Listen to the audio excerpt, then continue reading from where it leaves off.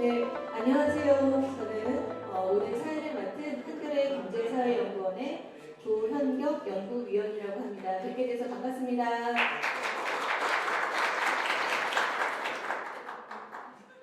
네, 오늘 자리가 사실은 저희도 이 정책 포럼을 하면서 좀 새롭게 시도해보는 형식인데요. 이렇게 많은 분들이 와주실 줄 몰랐습니다. 아무래도 여기 앞에 저희가 함께 모시는 패널분들, 요 자장님 덕분이라고 생각을 하는데요. 오늘은 조금 다르게 정책 포럼이지만 조금 색다른 시간을 가져보려고 합니다. 소셜 임팩트 토크쇼를 준비를 했어요. 사회적 경제를 다시 생각한다라는 이제 주제를 가지고 저희가 준비를 했고요. 오늘은 딱 2시간 정도의 진행을 할 예정입니다.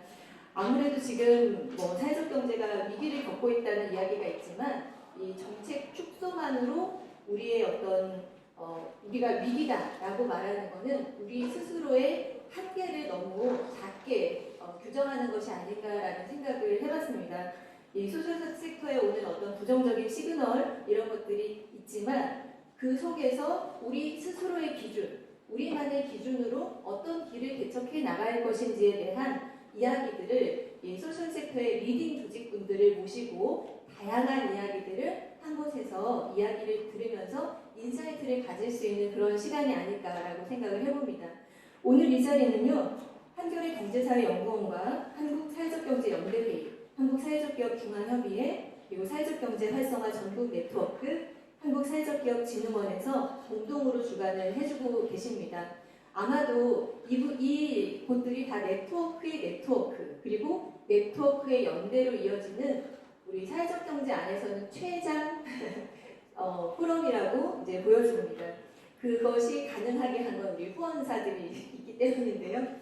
또 행복날에서 올해도 후원을 해주셨고 진흥원에서도 함께 해주고 계십니다. 그리고 협찬으로 한겨레 통일문화재단도 함께 해주고 계십니다. 오늘 이 자리에서 특별하게 저희가 여러분들을 모셨는데요. 함께 해주시기 위해서 축사를 해주시러 우리 정현곤 한국사회적기업진흥원장님을 모셨습니다. 축사를 큰 박수로 모시겠습니다.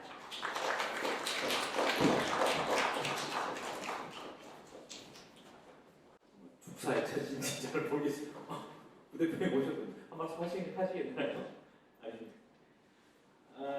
예, 제가 여러분들에게 송구하다는 말씀을 드릴 수밖에 없는 상황인데, 하여튼 예산이 많이 깎이고 있는 상황이어서 저로서는 많이 송구한데, 근데 제가 오늘 요 기획을 보면서 굉장히 오늘 방향이 잘 나올 것 같아서 굉장히 위안을 받고 있습니다. 사실 미리 내부에 토론하신 내용들을 제가 봤는데 굉장히 거기서 이미 저한테 인사이트가 생겼는데 근데 그런 생각이 듭니다. 사실은 오늘도 그 얘기가 나오리라 보지만 사회적 경제가 시장 영역에서 경쟁하는 건 아니고 시장 실패의 영역에서 존재를 하고 있기 때문에 당연히 국가의 역할과 국가의 재원 일부가 사회적 경제가 접목되어 있는 것이 사실이고, 그런 점에서 국가 예산을 움직이는 부분이 사회적 경제에 영향을 미치는 것도 사실입니다. 그래서 예산 문제가 사회적 경제의 큰 문제다라는 것은 분명한 사실이죠. 그런데 오늘 아마 여러분들이 그 사회적 경제 자기 정체성을 다시 잡아보는 방향으로 아마 발의가 예측을 하는데, 제가 그 예측에서 그럼 지원기관의 정체성은 뭔가라는 생각을 이 토론을 준비하는 과정을 보면서 제가 했는데, 그걸 하면서 제가 깨달은 건 아니고 조금 번뜩하고 알게 된 것은 있습니다. 아시겠지만 저희 진흥원에서 하고, 그리고 한 700억 정도 쓰고, 그리고 국재정지원사업이라고 해서 한 1,300억 하고, 지자체가 예산 700, 한 2,000억, 또 대학 사회적 기업만 한 2,700억 정도 나가고, 협동조합 마을기업 한 90억, 협동조합은 얼마 안 되지만 한 70억밖에 안 돼. 그렇게 해서 3,000억 얼마다 이렇게 얘기를 하지만 사실은 그 예산의 대부분은 초창기에 들어가 있습니다.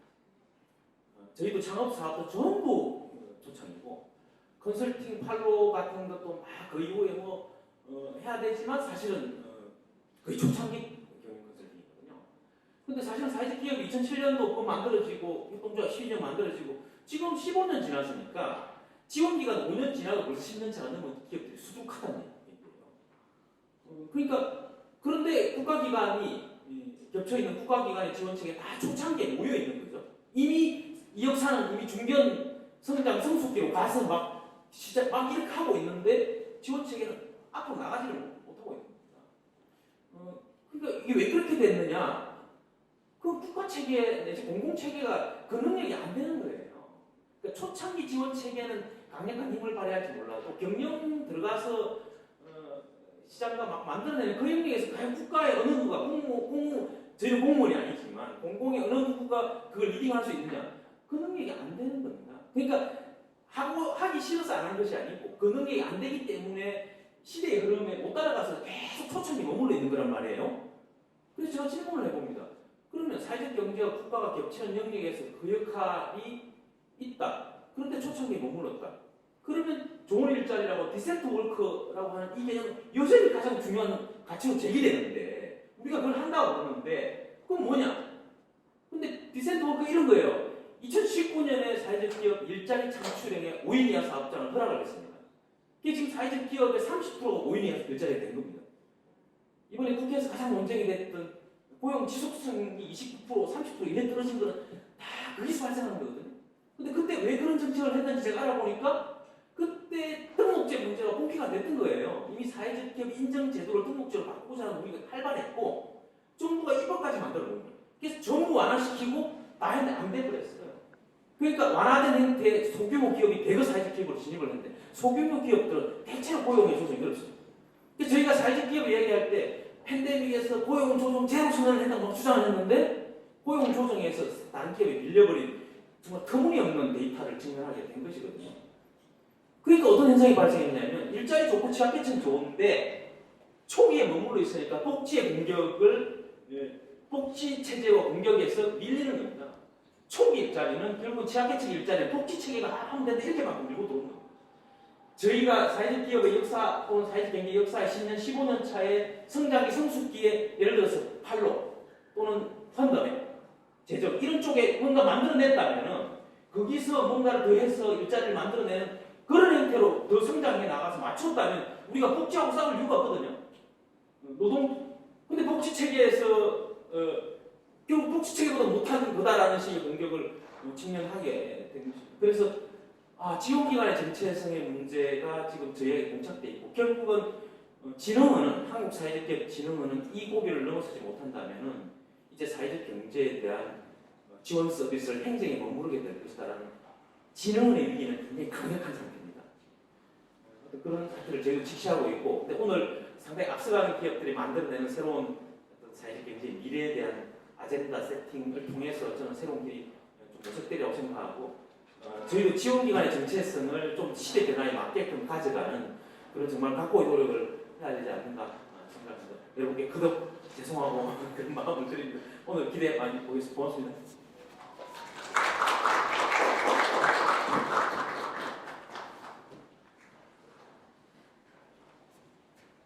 네, 정현봉 원장님 정말 감사드립니다. 어려운 상황에도 이렇게 같이 해주셔가지고 감사드리고요. 또 저희가 같이 풀어나가야 될 숙제가 좀 많은 것 같습니다. 네, 그러면 오늘 어떻게 진행될지에 대한 대략의 그 틀을 잠깐 말씀드리면요. 이렇게 소개를 한 다음에는 사실 토크쇼인 만큼 바로 그냥 토크쇼로 넘어갑니다. 그래서 토크쇼가 1시간 반 정도 진행될 예정이고요. 그 안에서 조금 더 이어서 플로어에 질의응답, 토론 시간도 같이 가져주실 것 같아요. 토크쇼에 참여해주시는 분들을 제가 한 분 한 분 소개를 하도록 하겠습니다. 오늘 이 자리가 사실은 이 사회적 경제가 대외적으로 뭔가 지원금 받아서 성장하는 조직 이런 식의 시그널을 자꾸 나가는 것 같아서 좀 많이 속상했습니다. 그래서 저희 한겨레에도 이제 기사를 어떻게 쓰고 싶었냐면 우리가 그런 조직만이 아니라 어떤 정책과의 파트너십 그리고 시장에서의 사업성을 바탕으로 성장한 조직이라는 어떤 시그널도 계속해서 사회에 발신해야 된다는 생각을 했습니다. 오늘 자리에 모신 분들이 그 다양한 스펙트럼을 대표하는 분들이라고 생각을 합니다. 보시면은 풀뿌리부터 소셜 벤처 컬처, 그리고 사회적 경제 전통 조직, 그리고 또 젠더, 그리고 연령 이런 것도 저희가 정말 머리를 싸매면서 5분으로 압축하기 위해서 고민을 좀 많이 했습니다. 다행히도 이분들 정말 한 자리에 모이시기 어려운 분들이 이 자리에 함께 해주셨는데요. 먼저 첫 번째 패널부터 소개를 하겠습니다. 재활용 가능한 자원을 선별하는 AI 기술을 갖고 계신 조직입니다. 순환경제의 가치를 확산하시는 분이시죠. 슈퍼빈의 김정빈 대표님 자리해 주셨습니다. 큰 박수 부탁드립니다. 네, 농산어촌의 자원을 기반으로요, 네트워킹을 하고, 그리고 청년, 중장년, 그리고 여성이 만드는 콘텐츠를 만들어내고 계십니다. 비수도권에서 지역 공동체를 일구어 가시는 한국농산어촌 네트워크의 김소민 대표님 자리하셨습니다. 네, 김지영 이사장님은 지금 오고 계시는 중입니다. KTX가 시간이 안 맞아서 이 앞전을 놓치셔가지고 지금 오고 계시는데, 오시기 전에 그냥 기뜸으로 드리면 국내 최초로 이 에이즈 감염인의 자활로 시작을 했다라는 거 혹시 알고 계셨습니까? 최초로 이 협동조합 이곳이 출발한 것이 자활로 시작을 하셔서 지금은 빅캔즈라는 커피 프랜차이즈를 운영을 하고 있습니다. 대구에서 활발하게 연대 활동을 하고 계시고요. 예, 다음 소개를 하겠습니다. 이분은 사실 설명이 필요 없을 것 같아요. 사회적 경제 안에서, 소셜 섹터 안에서 사실 여러 가지로 저희 이름을 많이 높여줍니다. 네, 좀 자랑스러운 분입니다. 네, 노순호 동구밭 대표님 모셨습니다. 네, 발달장애 청년의 텃밭부터 시작해갖고 이 천연비누까지 그 여정이 아주 대단히 기실 텐데 오늘 간단하게 소개도 해주시고 토론 함께 해주실 것 같습니다. 네, 다음 마지막은 자활공동체에서 출발한 어떻게 보면 우리 사회적 경제 안에서 가장 사회적 경제다운 조직이 어디냐라고 물어보면은 손꼽는 곳이기도 할 것 같습니다. 민동재 사회적 협동조합 도은우리 이사장님 함께 모셨습니다. 네, 사회적 경제가 이 정책이 생성되기 이전부터 존재를 했고, 정책이 생성이 되면서 정책 파트너로서도 성장하고, 이런 경로를 밟아온 곳들이 있고, 또 시장에서의 자기 사업을 바탕으로 해서 성장한 곳들이 많았는데요. 같은 사회적 가치라는 것을 지향하는 그런 공통점을 가진다는 점에서 우리 정체성을 다시 한번 이야기해보는 자리일 것 같습니다. 이 다양한 이야기들을 하나의 테이블에 딱 올려놓고 요리를 정말 잘해주실 분을 저희가 모셨습니다. 도현명 임팩트 스퀘어 대표님 모셨습니다. 박수 부탁드립니다. 네, 김지영 대표님 모셨습니다. 김지영 이사장님 모셨습니다. 아까 저희가 먼저 소개를 했는데 여기서 노래를 한번 하셔도라고요. 네, 김지영 이사장이 먼 길에 와주셨습니다. 큰 박수 부탁드립니다. 네, 그럼 지금부터는 연사분들을 다 무대 위에 모시고 우리 도현명 대표님께 마이크를 넘기겠습니다. 그럼 큰 박수로 연사분들 무대로 모시겠습니다. 큰 박수 부탁드립니다. 예, 반갑습니다. 저는 오늘 모더레이팅을 맡은 이벤트 대표입니다. 꽤 긴 시간이 지금 예정되어 있습니다. 짧다면 짧은데요. 또 길다면 굉장히 긴 시간입니다. 그래서 좀 가볍고 캐주얼하게 이야기를 시작했으면 좋겠고요. 주제는 좀 어렵고 무겁고 분위기도 좀 무겁고 원장님께서 주셨던 지금의 상황에 대한 인식도 되게 무거운 상황입니다. 그럼에도 불구하고 우리가 또 이런 선배님들이 그런 말씀 해주시고 어렵지 않았던 점은 또 언제 있냐 이런 말씀 많이 해주셨는데 그런 마음으로 이제 진짜 다음을 어떻게 기획하고 고민해야 될까에 대한 주제를 나눠보고자 합니다. 제가 왜 이걸 요리를 잘할 거라고 생각하셨는지 잘 모르겠어요. 근데 제가 처음 이 과정을 시작했던 게 2007년부터입니다. 전혀 다른 일들을 하다가 사회적 경제, 사회적 기업을 알게 되고 기존 다니던 회사를 그만두고서 이 일들을 시작을 하게 됐는데요. 그 과정 중에서 이것저것 다 겪어보고 또 저희는 현재는 투자를 하고 있고 여기 계신 분들과도 여러 가지의 방식들로 만나왔고 그래서 제 의견보다는 여기 있는 분들 의견을 잘 모아내는 걸 목표로 두고서 이야기를 나눠보도록 하겠습니다. 소셜 임팩트 토크, 사회적 경제를 다시 생각한다라는 주제를 가지고 오늘 진행될 텐데요. 오늘 이 이야기들을 좀 진솔하게 나눠줬으면 좋겠다는 모데레이터로서의 당부 말씀을 먼저 드리면서 시작을 하겠습니다. 사회적 경제를 둘러싼 여러 가지 이슈들과 지금 당면한 문제들을 모두 다 아실 겁니다. 그러면 이것을 어렵다, 힘들다, 어떻게 해야 될까 이런 고민들이 나오면 너무 당연하다고 생각하고요. 각 층의 각 방향성의 여러 가지 의견을 모아보도록 하겠습니다. 5번의 소개를 간단하게 먼저 들어볼 예정입니다. 뒤에도 이야기할 기회가 많이 있기 때문에 너무 길게 하지 마시고요. 1, 2분 정도만 짧게 어떤 일들 하고 계시는지 소개해 주시면 좋을 것 같습니다. 제 가까운 순서로 쭉 진행해 보도록 하겠습니다. 먼저 김정민 대표님 부탁드립니다. 네, 안녕하십니까. 저는 슈퍼빈의 선장 김정빈입니다. 슈퍼빈이라는 회사는 이제 아까 소개한 대로 약간 인공지능이라는 기술, 근데 저희 딥테크 회사는 아니고요.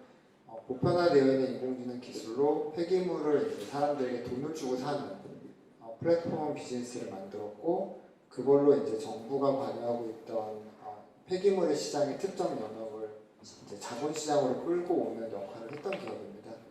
창업한 지는 8년 정도 됐고, 사회적 경제 내 소셜벤처 섹터에서 활동을 하고 있으며, 최근까지 저희가 한 400억 정도 투자를 유치해서 소셜벤처 섹터 내에서는 환경 부분에서 좀 역할을 하고 있는 회사로 평가를 받고 있습니다. 오늘 많은 말씀 나누도록 하겠습니다.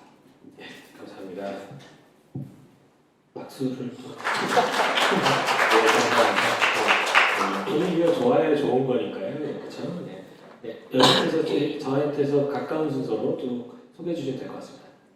안녕하세요. 강원도 원주에서 왔습니다. 한국농산업체 네트워크 김소입니다. 만나서 반갑습니다.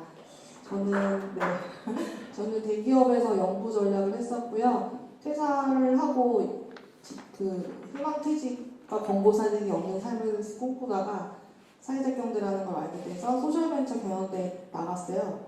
2018년에 진흥원장님 상을 탔습니다. 그때 제 아이템이 임업이었는데 상을 주시는 원장님께서 내가 이 업을 10년을 넘게 하는데 임업으로 상 타는 네가 처음이야 이러면서 상을 주셨어요.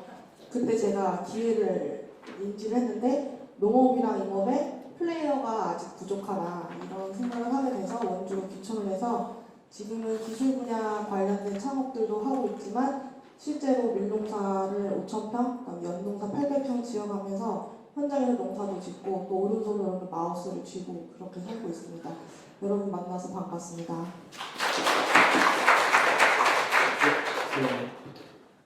네, 안녕하세요. 오늘 좀 지각했는데요. 대구에서 왔고 기차를 딱 1분 차이로 놓쳐가지고 억울한 마음이 근데 1시간 정도 텀이 있더라고요. 그래서 좀 시간을 좀 못 맞춰 왔습니다. 죄송하고요. 현장에서는 또 이제 연말이 다가오니까 되게 좀 바쁘기도 하고요.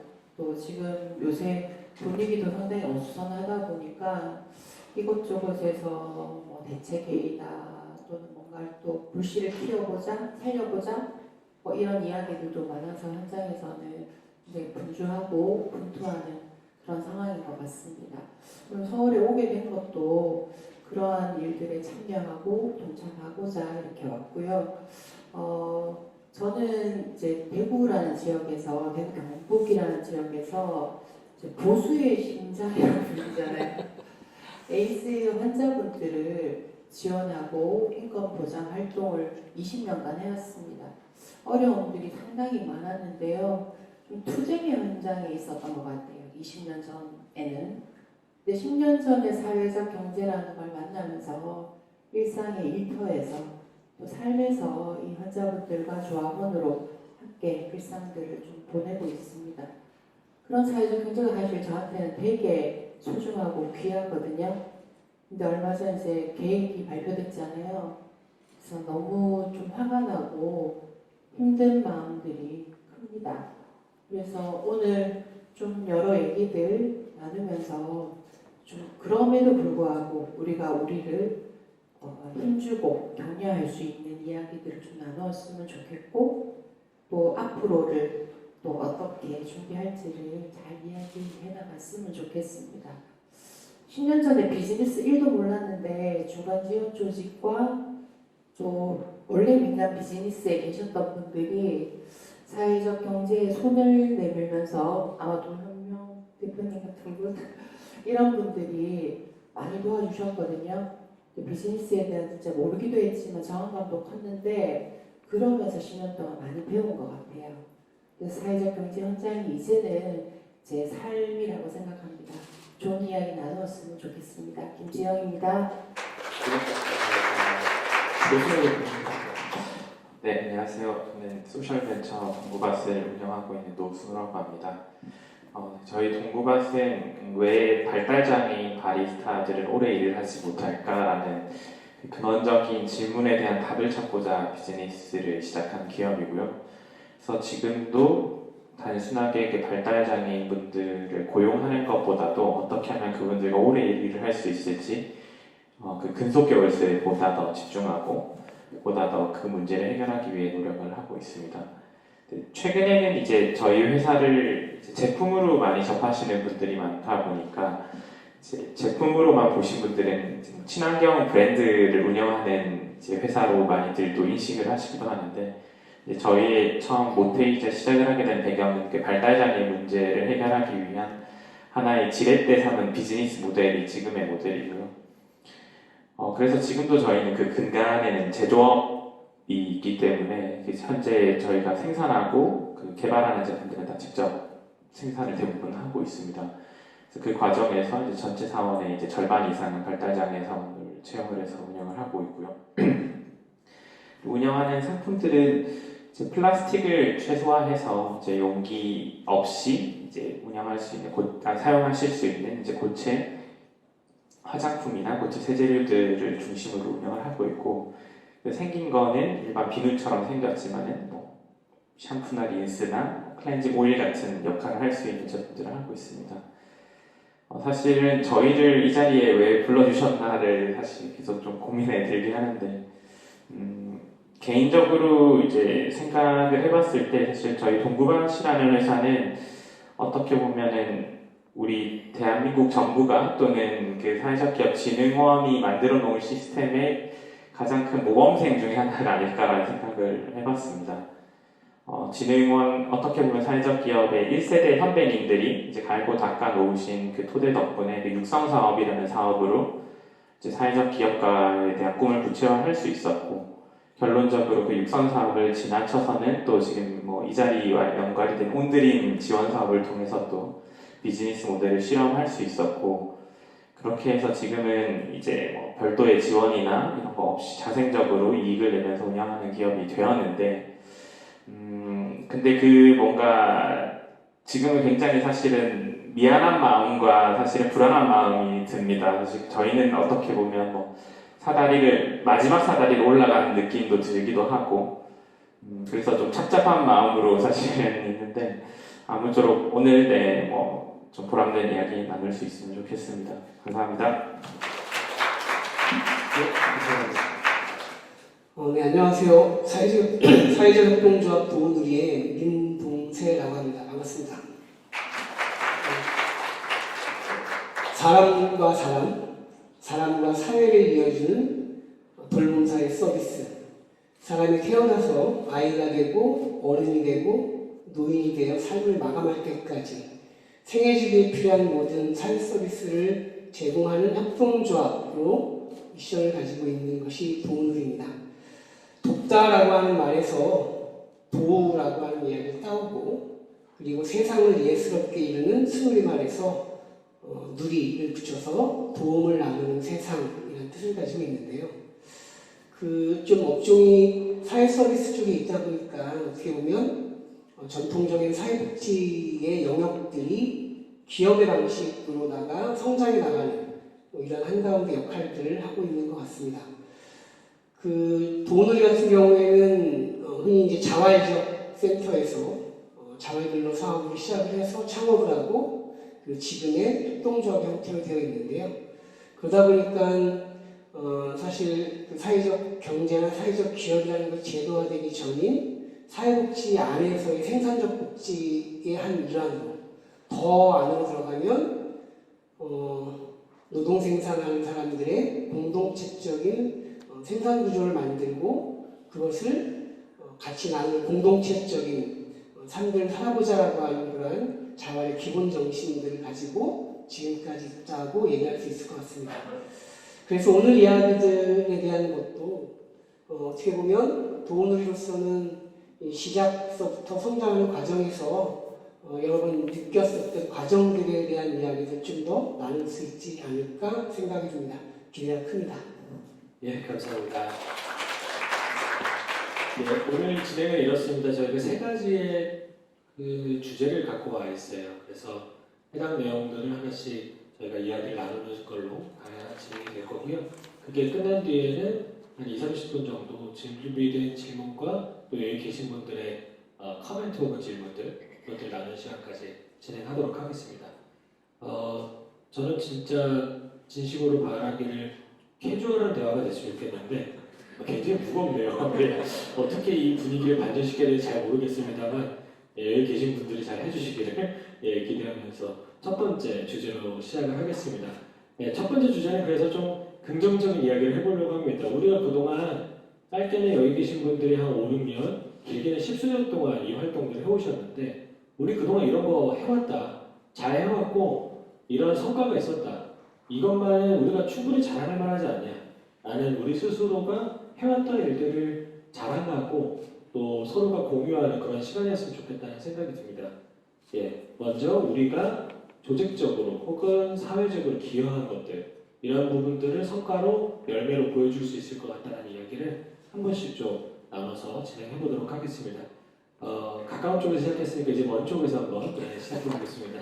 방금 또 마지막에 과정을 나눠주시겠다고 했던 민동세 이사장님부터 먼저 간단하게 우리 이런 거 해왔다, 이런 거 열매 있다 설명해 주시면 좋을 것 같습니다. 사실 가장 어려운 질문 같습니다. 그리고 사람들이 도우누리를 보면 주로 그 형식을 가지고 많은 평가, 좋은 평가를 해주십니다. 어떤 얘기냐면 지금 현재 도우누리는 직영사업장과 위탁사업장까지 합치면 약 1000명 정도를 고용하고 있고 1년에 한 300억 정도의 매출 규모를 가지고 있습니다. 물론 이것이 영업적 이익이나 단기 이익하고는 전혀 관련이 없습니다.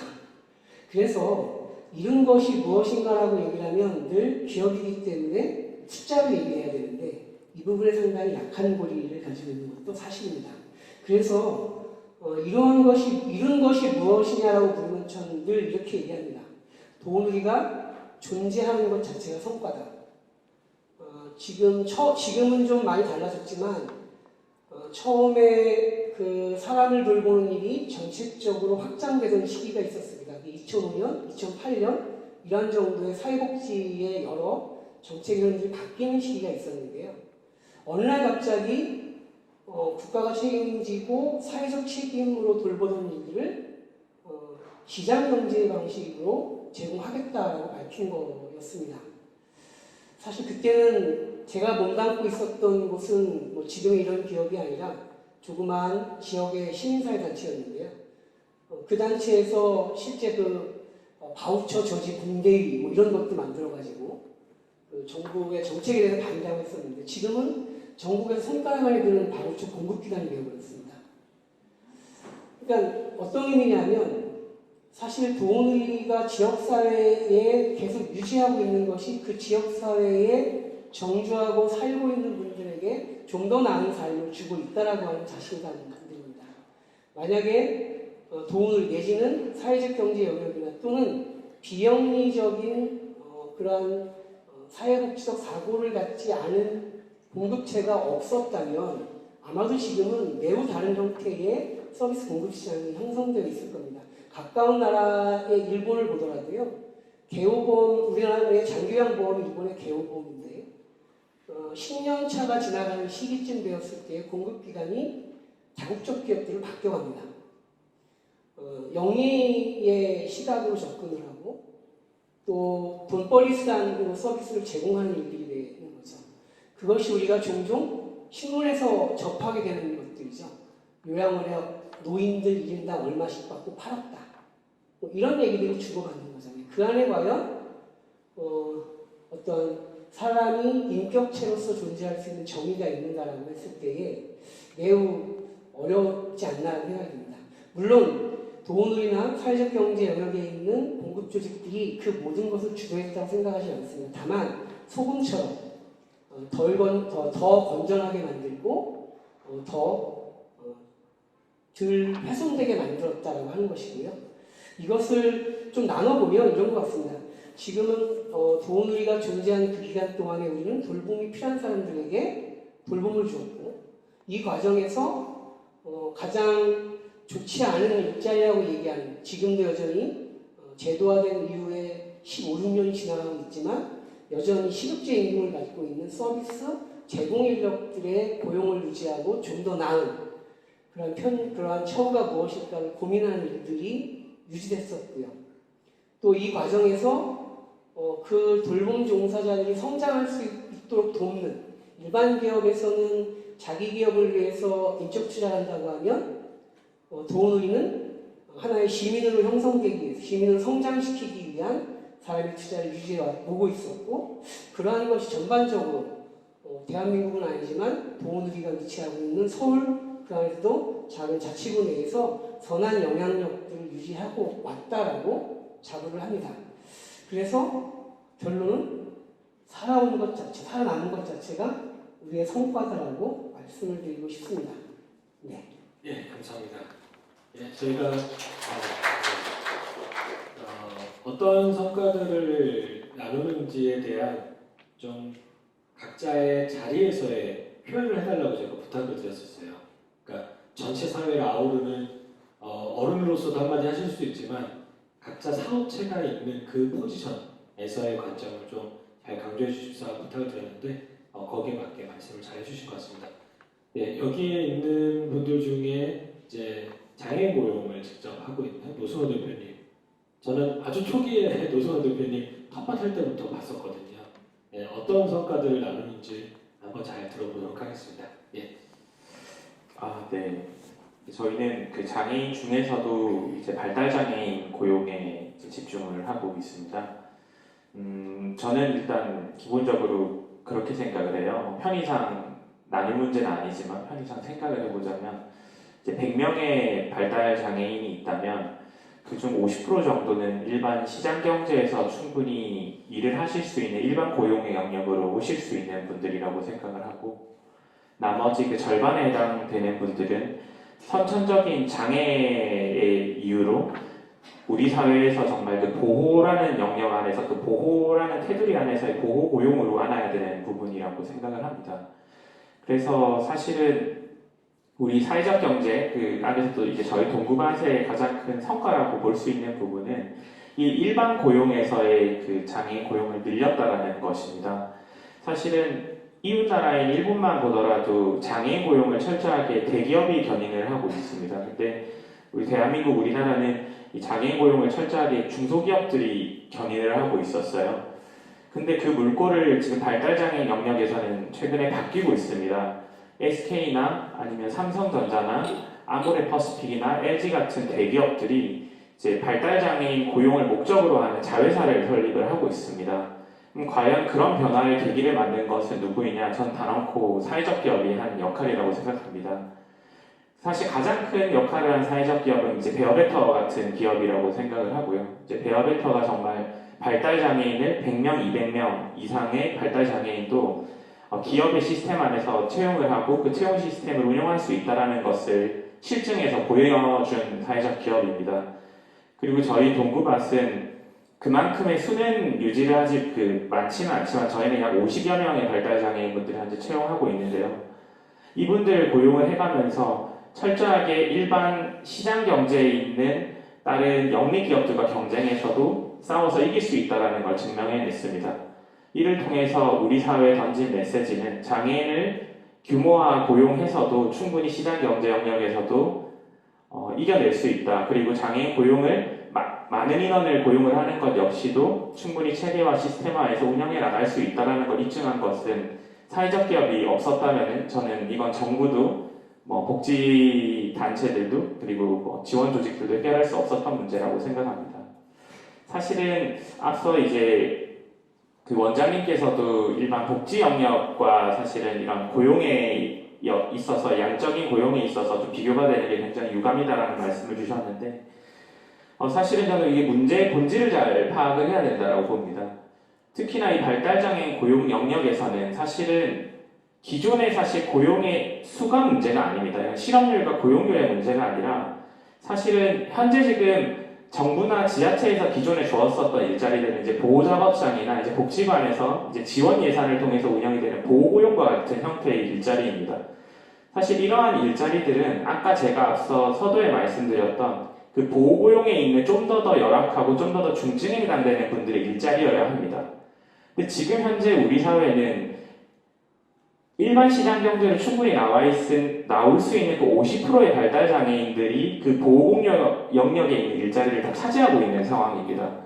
그렇기 때문에 그 일반 시장 경제에 나올 수 있는 분들에게 동기부여가 될 수 있는 일자리를 제공하면서 끌어낼 수 없다면은 이 문제는 아무리 그 보호고용 영역에서 일자리를 제공한다고 해서 해결이 되지 않습니다. 근데 그 역할을 한 거에 주된 역할을 한 사실 주체가 전 사회적 경제라고 생각을 합니다.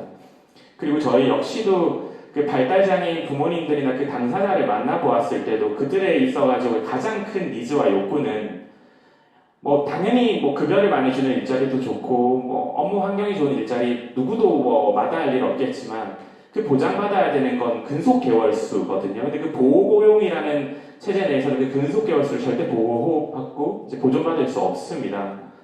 그래서 이거는 예산으로 해결할 수 있는 문제도 아니고 보호고용 영역에서 문제를 해결할 수 있는 부분이 아니고 보다 더 많은 리스크를 감수하더라도 일반 시장 경제에서 꼭 그게 비단 사회적 경제가 아닐지라도 일반 고용으로 이끌어낼 수 있는 영역에 투자가 필요합니다. 지원이 필요하고. 근데 이제 그런 부분들을 지금 현재 질적인 부분을 보지 않고 이제 양적인 부분으로만 판단하는 것이 사실 좀 매우 안타까운 것 같습니다. 이제 저희의 존재가 사실은 어떻게 보면 4년간, 5년간, 이제 거의 8년 정도 저희는 이제 실제 비즈니스 한 지가 됐는데 그 이야기를 주구장창 해왔는데 그게 아직까지도 그 양적인 부분으로 비교가 된다는 것은 매우 좀 안타까운 것 같습니다. 네, 감사합니다. 성과를 요청드렸는데 안타까움까지 말씀해 주셔서 안타까움 다음 주제거든요. 다음 안타까움도 제가 준비해 주시면 좋을 것 같고요. 사회적 기업이 처음에 고용에 굉장히 포커스를 두고서 시작이 됐습니다. 너무 잘 아시다시피. 그런데 그 부분에 고용이라는 게 한 명의 일자리다 하면 한 개의 숫자로 표현되지만 각자의 상황과 여력과 한 사회에서 떠안을 수 있는 방식에 따라서 굉장히 질적으로 다변화되어 있는 거 아니겠습니까? 지금 저 오른쪽에 보시면 풀로 이렇게 벽면 녹화가 되어 있잖아요. 저게 저희가 투자한 브라더스 키퍼라고 하는 자립준비 청년, 그러니까 보육원 출신의 청년들이 만들어낸 결과물입니다.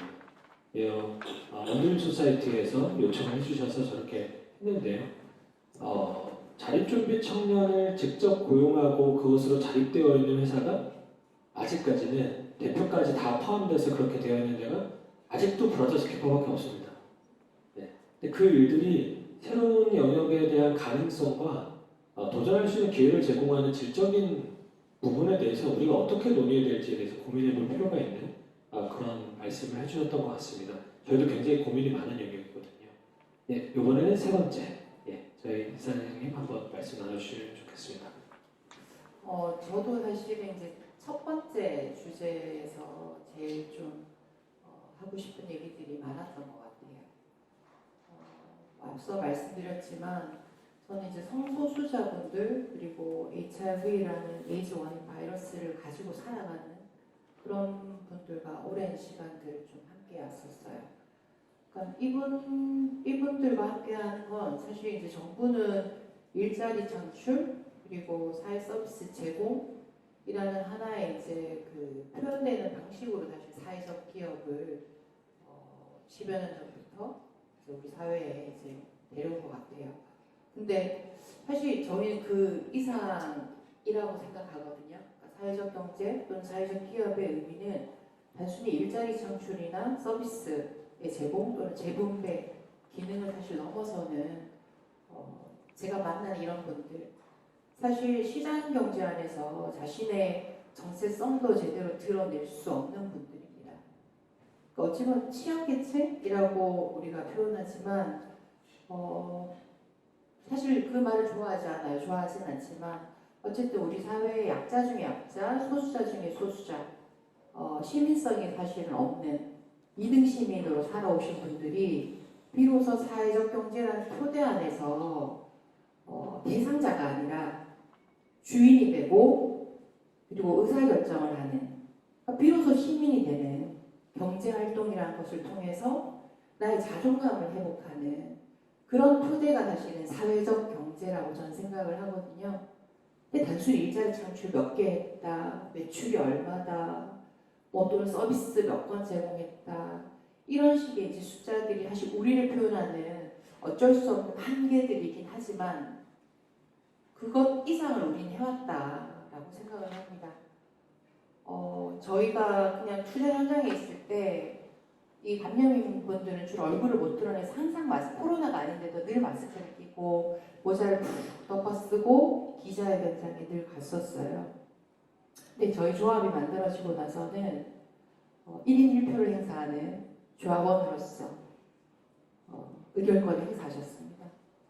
단순히 서비스를 제공받는 대상이었죠. 그전엔 상담을 받아야 하고 교육을 받아야 하는.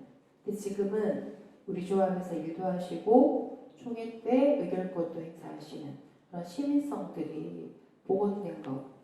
그것 이상 더 중요한 의미가 있을까라는 생각이 저는 좀 듭니다. 그래서 우리 사회적 경제인들이 자긍심을 가져도 된다. 그리고 좌절감을 느끼지 말자. 우리가 그것을 갖고 가고 있다. 첫째 시민성 복원. 저희 조합이 그랬습니다. 두 번째는 각성했다고 생각을 해요. 사회적 경제라는 그릇을 통해서 우리 사회가. 사실은 경제라는 어떤 체제, 이것으로 모든 것이 우리 사회의 모든 것들이 지표화되고 판가름되는 사회잖아요. 쓸모있는 사람, 쓸모없는 사람. 경제적인 것으로 다 판단되고 있는 사회에서 사회라는 개념을 우리는 불러낸 것 같아요. 우리가 함께 연결되어 있고 함께 연대하는 것이 얼마나 중요한 것인지를 사회적 경제가 이건 원래 그랬잖아요. 우리 사회는요. 그걸 다시 불러들인 것 같습니다. 그 각성의 역할들을 우리가 해왔고 그것을 계속 해가야 된다고 생각합니다. 레드리본 사회적 협동조합은 지역에서 그 역할을 충실히 하고 있습니다. 성소수자 HIV 감염뿐만 아니라 이주민, 장애인, 경력단절면성 그리고 청년들과도 연대 끈들을 계속 늘려가면서 확장시키고 있습니다. 사회적 경제가 아니었으면 사실은 불가했을 일이라고 생각하고요. 그것이 지난 10년간의 가장 큰 성과였다고 봅니다. 저희 기업적 차원에서는 저 혼자 20년 전에 일 시작했거든요. 간사로. 지금 저희 직원 앞서 우리 선배님 또 동료분 너무 대단한 매출과 성과들이 있으신데 좀 부끄럽지만 한 명에서 시작해서 조합원은 지금 60여 명이 됐고요. 함께 일하는 이제 근로자분들 한 35명 됩니다. 그 중에 이 감염인이라고 하는 이 소수자분들은 한 30% 정도 같이 활동을 하고 있습니다. 저희는 존재하는 것이 의미 또는 성과라는 말씀 민동생이라는 말씀 주셨는데 저희는 이걸 만드는 것만으로도 이건 역사가 될 거야 막 이러면서 우리 조합원들이 11명이 모여서 일단 만들어보자 이러면서 12년 전에 육성사업 시작했고 또 온드림 펠로고 또 이렇게 시작할 수 있었던 것 같습니다. 덕분이라는 생각이 들고 우린 많은 일을 했다 이렇게 말씀드리고 싶습니다. 예, 감사합니다. 실제로 사회적 경제가 담고 있는 저희 영국에 올해 2월에 갔을 때 그런 얘기를 하더라고요. 어차피 다 대부분 자본주의 사회 시장 경제 안에서의 사회가 흘러가는데 복지라는 영역이 있고 그것도 그만큼 중요하지만 사회적 경제가 갖고 있는 가장 본질적인 것 이것을 연결하면서 자존감에 대한 이야기를 이야기한다. 돈을 벌 수 있고 창출을 할 수 있고 한 사람으로서 역할을 해낼 수 있다는 것으로 복귀시키는 회복에 대한 이야기, 그런 이야기들을 여러 곳에서 만들어 가시는 게 또 사회적 경제 역할이 아닌가 하는 생각합니다. 네, 이번에는 저희 대표님 한번 말씀을 나눠주시면 좋을 것 같습니다. 안녕하세요. 네, 다들 너무 대단하셔가지고 제가 막 들으면서 공부하는 게 좀 필기도 하고 바들바들 떨기도 했거든요. 제 신발 보시면 아시겠지만 어제 저희가 무랑 배추를 수확했어요. 오늘부터 영화여가지고 조그맣게 이제 800평 밭제말 중에서 그냥 100평 조그만 데게 무, 배추, 동네산 나눠 먹으려고 했거든요. 근데 이게 동네산 다 모아도 힘들더라고요. 그래서 오늘 마저 밭 정리하고 오느라 옷이 이래요. 그리고 기차 타고 왔어요. 네. 저는 서울 출신이고요. 성수동에서 오래 살았습니다. 회사 다닐 때 저희 미친 언니가 마을 기업이라는 게 있는데 그걸 해볼래? 그래서 바빠 죽겠는데 무슨 마을 기업이냐고. 그러고서 했는데 제가 원주로 와서 정착을 하고 나니 제가 있었던 곳이 굉장히 그런 서울에서 사회적 경제라는 걸 일찍 시작한 곳이었더라고요. 나중에 알았어요. 그래서 뭐 유명한 학자가 한 말대로 지리적 영향을 받는다더니 진짜 받나 보다. 그렇게 생각을 하면서 항상 감사한 마음을 살고 있습니다. 저는 화학 전공했고요. 배터리 소재를 개발하다가 나왔어요. 어떤 거 웃으시네요? 네, 저 지금 하나도 상관없는 일 하고 있고요. 사회적 경제를 선택하게 된 이유는 이 하버드 대학이나 유명한 대학에서 나오신 분들이 앙트레프레너십에 대해서 논문을 쓰실 때 2000년대 초반에 나온 논문들을 보면은 2020년대부터는 동아시안에서 본격적으로 소셜 앙트레프레너십이 시작이 된대요. 그런 논문을 읽을 때가 이제 회사에서 오픈 이노베이션 업무를 하면서 읽었는데 뭐 사회적 경제가 뭐야? 공산주의야? 이러고서 시작했거든요. 근데 제가 이렇게 똑똑한 사람들이 하는 말은 항상 잘 안 틀리더라고요. 그래서 그럼 내가 이제 저희 회사가 구조조정도 많이 하고 어려운 시절에 이렇게 보니까 조조도 그랬잖아요. 하늘이 나를 버리자 내가 하늘을 버린다고. 그래서 이제 나도 잘리지 않는 삶을 살아야겠다. 어차피 긴 인생이라면. 네, 그렇게 해서 자연스럽게 앙트레프레너십이나 이런 걸 찾아보다 보니까 창업을 준비를 하게 됐어요. 이제 한창 그때 이제 중기부에서도 창업 관련된 사업을 한창 할 때고 또 소셜벤처라는 게 이제 처음 이제 알게 됐는데 2018년에 처음으로 총 상금 1억이라는 거예요. 그래서 저는 그 상탄 진짜 제가 1억 다 타는 줄 알았거든요. 근데 그게 아니더라고요. 근데 어쨌든 동기부여가 되어서 어떤 아이템을 할 것인가, 되게 내가 해결할 수 있는 사회 문제는 무엇인가. 적어도 배터리는 아니더라고요. 그래서 이제 봤더니 대한민국의 전체 국토 면적이 64%가 산림이래요. 저는 항상 1등하는 회사 다녔거든요. 근데 항상 대한민국이 OECD 4위라고 자랑을 하는 거예요. 왜 4위인가? 4위를 왜 자랑하는가? 봤더니 정성적 지표, 그러니까 인목 축적 밀도라든지 탄소 흡수원에 대한 양질의 합선 확보, 목질 자재에 대한 어떤 양질의 이런 목재 수급이 정성적 지표가 안 좋다는 걸 알게 됐어요. 그래서 통계청에 전화를 했거든요. 제가 전화한 이유는 소셜벤처 경영대회에 나가서 상을 타려면 이 객관적 지표가 중요하다고 하더라고요. 통계청에 전화했더니 국내 목재 자급률이 16%라고 하더라고요. 그럼 대부분의 16% 이후의 목재들은 석유가 이제 한 벙커 CU를 쓰는 배를 타고 한국에 들어오니까 아무리 친환경 목재를 쓰더라도 전체적으로 쓰는 탄소 발생이 많다고 그냥 생각을 했어요. 근데 그걸 요즘에 어려운 말로 LCA라고 하더라고요.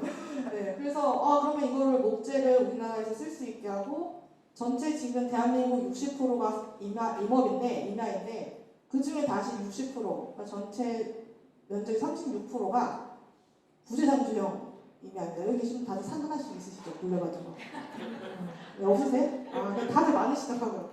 근데 이렇게 부재산주형 산을 그냥 방치하는 것이 아니라 거기에 뭔가를 정원을 조성한다든지 아니면은 거기에는 의미 있는 목재를 국내 목재 시장으로 끌어들인다든지 아니면 거기에 경제 수정을 조림한다고 하면 그냥 생각해봐도 탄소 흡수원 확보가 굉장히 올라갈 것 같은 거예요. 그래서 시작한 게 이제 소셜벤처에 들어가서 사유림 경영 관리 플랫폼이라는 것들을 이제 기획해서 운영하기 시작했습니다. 그 가만히 있으면 또 육성 사업 할 수 있대요. 근데 가만히 있었는데 육성 사업과 중기부 사업들을 비교를 해보니 육성 사업에서 굉장히 중요시하는 지표가 고용이라는 걸 알게 됐어요. 근데 제 생각에는 제가 목재 팔아도 돈을 벌지 못하는데 자꾸 고용을 얘기를 하시니까 이거 지금 사회적 경제부터 했다가는 큰일 나겠다라는 판단을 하게 됐습니다. 실제로 그 당시 저한테 컨설팅 하시던 분들이 넌 너무 대기업 있다 나와서 사회를 잘 모른다고 그렇게 하셔서 그러면 제가 배가 등대와 쌓을 수 없잖아요. 그래서 이제 중기부 쪽 사업을 활용해서 기술 창업을 먼저 시작을 했어요. 그래서 이제 하다 보니까 그래도 이런 유유자원을 잘 활용하면 이게 개량화는 내가 어려운데 사회적 경제로 갈 수 있겠다는 확신을 얻어서 2020년 3월에 이제 여기까지 오게 됐어요. 저희 회사가 성과를 따지게 된다면 아직 여기 계신 분들보다는 숫자로는 미미하지만 매년 한 200명 가까이 산주분들이 저희와 함께 교육을 받아서 내 산을 어떻게 가꿀 것인가를 얘기를 하십니다. 지금 한 3년 정도 지나니까 실제 정착해서 산주를 가꿔서 정착한 케이스가 많아요. 근데 이걸 작년부터 갑자기 관계인구라고 얘기를 하더라고요. 그래서 관계인구를 내가 좀 일찍 시작했구나 라는 생각을 하게 됐고 실제 산주가 산에 들어가서 산을 가꾸게 되면 이 숲가꾸기 활동을 통해서 현저히 이 탄소 흡수원이 확실히 양질의 탄소 흡수원으로 바뀌게 됩니다. 한 10년 정도 지나면 이런 활동에 대해서 개량화가 되지 않을까. 누군가는 해주시겠죠. 이제 AI 하시고 데이터 하시는 분들. 그런 것들을 지금부터 스타트업이 하게 되면은 돈을 못 벌어요. 오늘 아침에도 구글에서 그랬잖아요. 오픈 AI가 잘 되면 잘 될수록 스타트업이 망하고 있습니다. 그래서 그런 사업은 우리가 의미가 있다고 들어갈 것이 아니라 가만히 기다리다가 똑똑한 사람이 있을 때 그동안 우리가 해왔던 사회적 경제를 개량화하라고 하면 너도 살고 나도 살겠더라고요. 그래서 기다리고 있어요. 저희가 이렇게 해서 이제 첫 번째 성과는 기존의 산림이 가만히 있어야 된다는 관점에서 경영해야 된다는 관점을 많이 바꾸게 됐다는 거. 이걸 이제 사회적 경제에서 한다고 해서 제가 그 인증 사회적 기업 심사받으러 갔을 때 심사위원들이 막 말이 안 된다고 그래가지고 그냥 5억 이상 학술 용역을 하는 강원도 내 회사가 없다. 이건 사회적 경제 심각한 문제다. 왜 사회적 경제는 항상 1억 이하의 수익계약 이하의 학술 용역을 해야 되냐? 나 5억 이상 하는 회사 만들 테니까 해달라고 했거든요.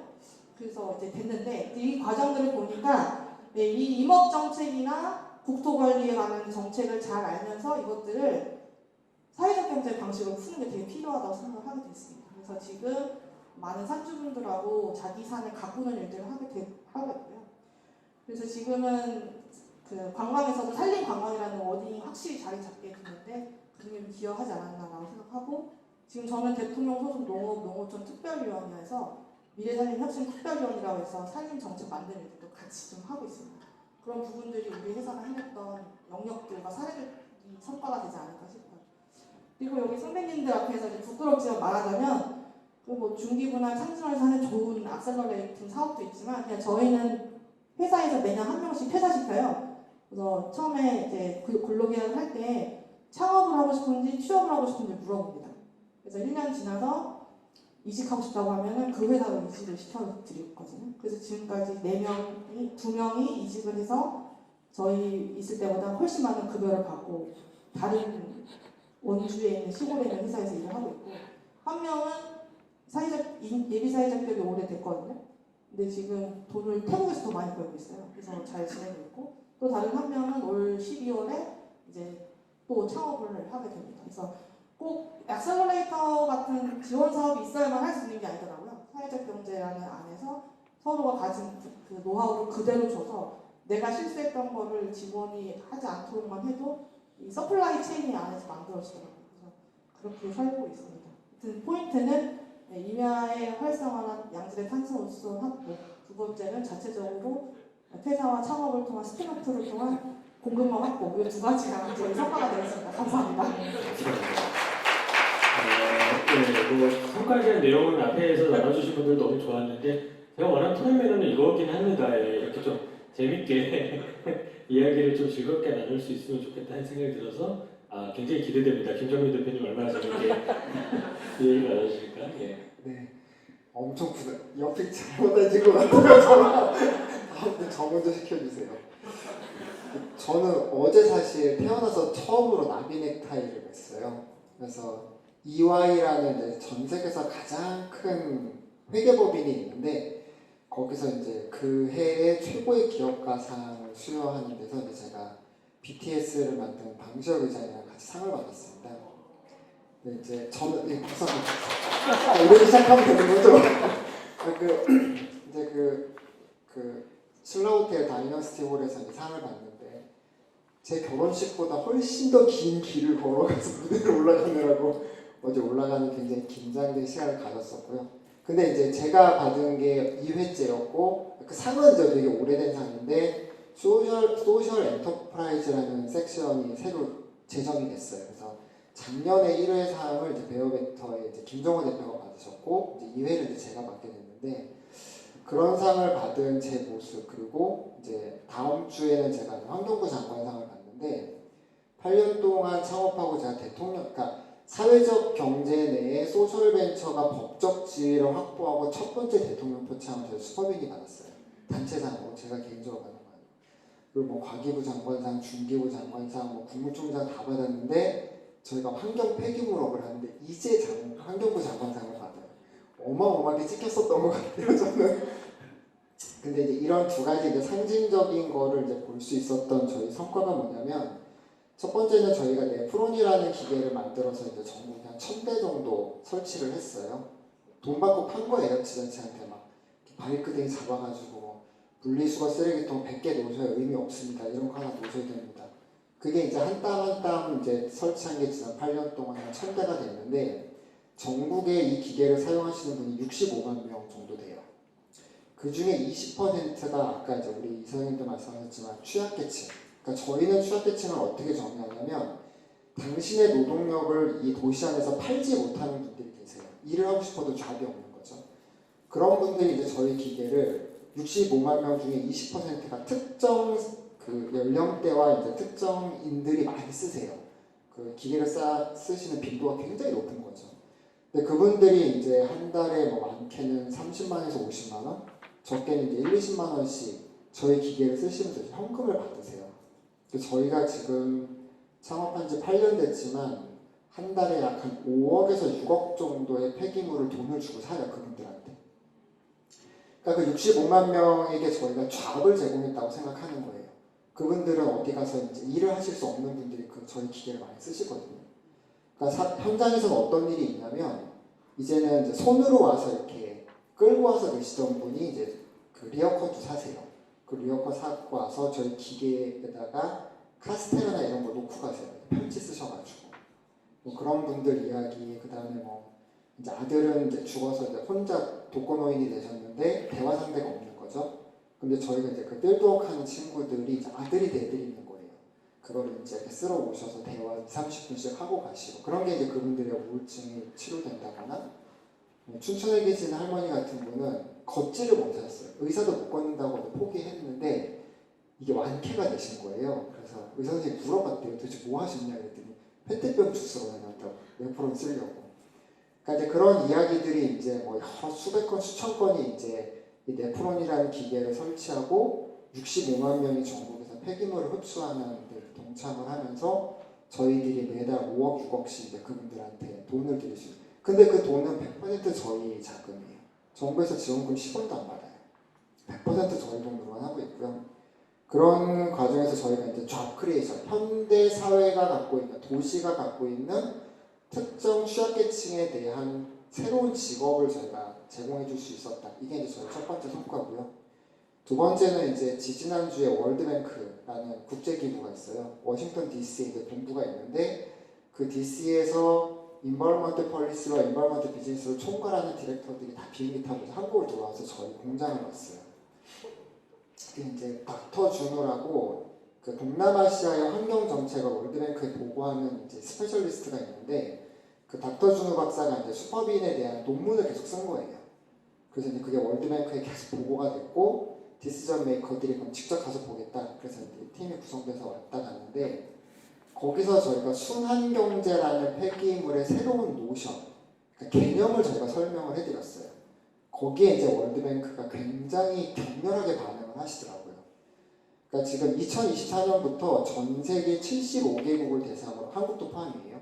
플라스틱 강제 감축 협약이 발의가 돼요. 지금 그 드래프트가 이제 초안이 나왔고 제가 거기 리뷰어로 들어가 있거든요. 굉장히 강력한 속도로 이제 플라스틱 폐기물을 줄여야 되는 국제 협약이 이제 발효가 되고 2024년에 그 마지막 초안이 완성되는 게 부산이에요. 그래서 부산에서 회의가 끝나면 전 세계에 동시에 어나운스 되고 2025년부터 이제 국제 협약으로 강제 감축 협약에 들어가거든요. 근데 그것 때문에 이제 반대하는 많은 개발도상국들이 있어요. 그래서 월드뱅크나 유엔은 선진국에서 돈을 조달받아서 분리배출이나 폐기물에 대한 처리 시설이 없는 동남아나 이제 아프리카 국가들에게 그 시설을 다 깔아줘야 돼요. 그래서 게임의 룰을 쫓아올 수 있도록 만들고 이 강제 협약을 이제 강제해야 되는데 거기에 대한 굉장히 좋은 아이디어를 이제 얻었다. 그 디렉터들이 그렇게 얘기하면서 돌아갈 때 이제 슈퍼빈의 비즈니스를 팔로우를 하겠다. 그리고 좀 전에도 제가 계속 카톡을 보는 게 그때 이제 월드뱅크 디렉터들이랑 같이 왔던 동남아의 이제 환경부 고위 공무원들이 자국에 가서 그걸 보고하고 지금 다시 이제 재방문을 하겠다. 그래서 일정 잡으시면 이런 연락들이 오고 있거든요. 그러니까 폐기물의 순환 경제에 대한 새로운 노션을 작은 회사가 만들어내고 그게 이제 8년 만에 이제 국제사회의 어떤 호응을 얻을 수 있는 사건을 저희가 만들었다는 게 두 번째고요. 세 번째는 이제 사회적 경제 내 사업을 그러니까 자본가들한테 연결을 하는 거예요. 제가 아까 그 EY에서 상을 받았다는 것도 소셜 엔터프라이즈거든요. 그 상을 수여하는 주체가 그러니까 받는 주체가 누구냐면 돈에 앞서는 가치를 지향하는 기업인들에게 주는 거예요. 이제 그러니까 그런 사례가 그 상을 처음에 제정했을 때 EY 내에서도 어떤 논의가 그 이사회에서 있었냐면 그런 기업이 없다. 상을 받을 만한 기업이 없다. 그러니까 상을 제정하지 말고 쓸데없이 일 만들지 마라. 그랬는데 이제 EY라는 그 회계법인 내에서도 아니다. 자본주의 사회 내에 돈에 앞서는 가치를 쫓는 기업들이 있고 그들이 이제 뭐 BTS를 만든 방시혁 작년에 그 상을 그 김정호 대표랑 같이 받은 분은 그 서성진 그 어디죠? 그 서정진 네, 센트리온 회장님이세요. 그러니까 이제 그런 사람들이랑 견줄 수 있는 사람들이 있다. 그러니까 그들한테 사회가 주목하게 이 상을 만들어야 된다. 이런 것들이 계속 논의가 됐던 거고 그런 부분에서 이제 저희는 소셜벤처를 포함한 사회적 경제 내에 자본가들이 들여다볼 수 있는 그 루트를 저희가 한 번은 설계해낸 것 같아요. 그래서 저희가 이제 저희가 아직은 영업이익을 BEP를 못 맞춰요. 올해 저희가 영업적자 얘기해도 되나요? 투자들이 아니면 저희가 올해 예상 영업적자가 80억, 작년에 60억이었거든요. 저희가 누적이 지금 300억이 넘어요. 누적 적자가 지금. 근데 300억이 넘는 돈을 자본시장에서 다 투자받아서 그걸로 막 캐시버닝 하면서 쫓아가고 있는 거거든요. 그러니까 자본가들이 그렇게 믿을 수 있는 사회적 기업과 소셜벤처가 나올 수 있다는 단 한 번의 사례를 저희는 꼭 만들어야 된다고 생각해요. 근데 그걸 위해서 지금 창업할 때는 창업팀이 4명으로 시작했고요. 지금 제가 180명이 정직원이 넘고요. 정직원들 중에 신용불량 상태로 저희 회사 들어와서 이제 몇 년 만에 신용불량을 다 회복하고 이제 아버지 차 사드리는 친구들도 나오고 그런 친구들도 꽤 있어요. 그러니까 그렇게까지 저희 인플로이의 구조를 이제 끌고서 소셜벤처지만 자본시장과의 강력한 연결을 이제 투자라는 행위를 통해서 끌어내고 있다. 뭐 마지막 여담으로는 얼마 전에 경기도 화성시에 그 강아지 번식장 사건이 하나 있어요. 동물단체들 뭐 카라, 리액트, 그다음에 KK9 20개 단체가 연대해서 이제 번식장을 공격하러 갔는데 방문을 했는데 공격이라는 표현이 좀 그렇다. 400마리 정도가 있을 거라고 생각했는데 1,400마리가 넘게 그 번식이 되고 있었던 거예요. 그러니까 강아지들이 이제 죽을 때까지 요만한 1m, 1m 공간에서 한 번도 못 나와요. 새끼만 나와요. 심지어는 뭐 작게 아기를 낳게 하려고 먹이지도 않아요. 그러니까 이제 어미가 새끼를 못 낳으면 막 거기서 커터칼로 배를 거요. 그래서 새끼 꺼내고 한 마리에 막 500만 원, 800만 원 이렇게 팔리거든요. 그 셀럽들한테. 그러면 이제 어미는 그냥 뭐 신문지로 말하고 냉장고에 넣어버리고 막 이런데 근데 합법이에요. 우리가 공격하기 전에도 공무원이 왔다 갔어요. 거기를 이제 동물단체들이랑 같이 가서 이제 1,400마리가 이걸 확인하고 이제 구출을 했는데 20개의 연대가 그걸 다 수용을 못하는 거예요. 중국에도 이런 스케일이 없었거든요. 그런데 이제 저희가 폐기물 공장을 갖고 있어요. 저희가 이제 그런 네프론이라는 기계만 파는 게 아니라 순환경제를 완성하기 위해서 폐플라스틱 가공 공장을 직접 운영하거든요. 규모가 대한민국 최대 규모예요. 8년짜리 스타트업이 그 투자받은 300억으로 그 폐기물 가공 공장을 하나 만들었는데 그게 대한민국 최대 규모예요. 거기 4층에 저희 유익기관 임시보호소를 만들었어요, 제가. 근데 투자자들이요, 기겁을 하고 막았어요.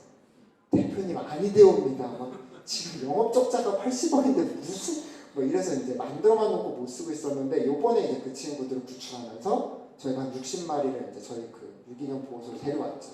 지금은 그 아이들이 60마리가 보호되고 있고 입양을 가기 위해서 병원도 다니고 치료를 받고 있는데 월드뱅크 사람들이 왔을 때 거기 이제 기겁을 한 거예요.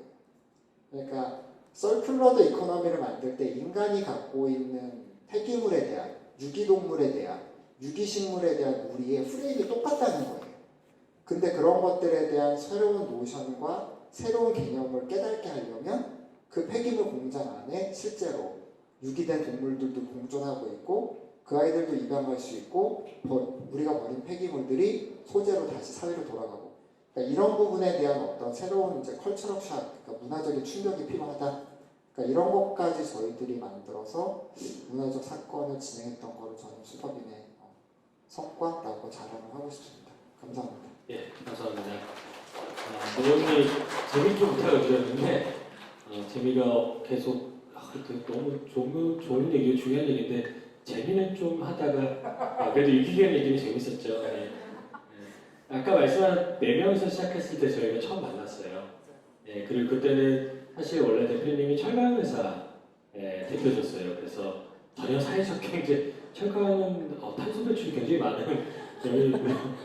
네, 그래서 처음에 임팩트 관련된 논의를 막 했고 그때 이야기됐던 아이디어 중에 하나가 그런 어르신들이 다른 잡을 갖기 어려운 분들이 네프론을 보물상에 가면 굉장히 많이 사실 가격을 깎아내거든요. 그런 게 아니라 좀 더 정당한 대가를 드릴 수 있으면 좋겠다 이런 얘기를 막 나눴던 걸 실현하고 계신 거죠. 네, 그런 변화들을 만들어가는 게 또 기업가들, 사회적 경제 기업가들이 하는 일이 아닐까라는 생각이 듭니다. 그리고 개인적으로 완전 애견인이셔서 페이스북에서 끝도 없이 그 이야기들이 올라오거든요. 그래서 사회적 기업이라는 건 하나의 도구이고 단체이고 좀 더 우리가 제대로 생각한다면 공동체로 나아가야 될 하나의 조직이라면 결국 그걸 이루는 건 개인의 이야기잖아요. 개인의 철학이 어떻게 발현되는가 거기에 대한 얘기를 중요하게 들었습니다.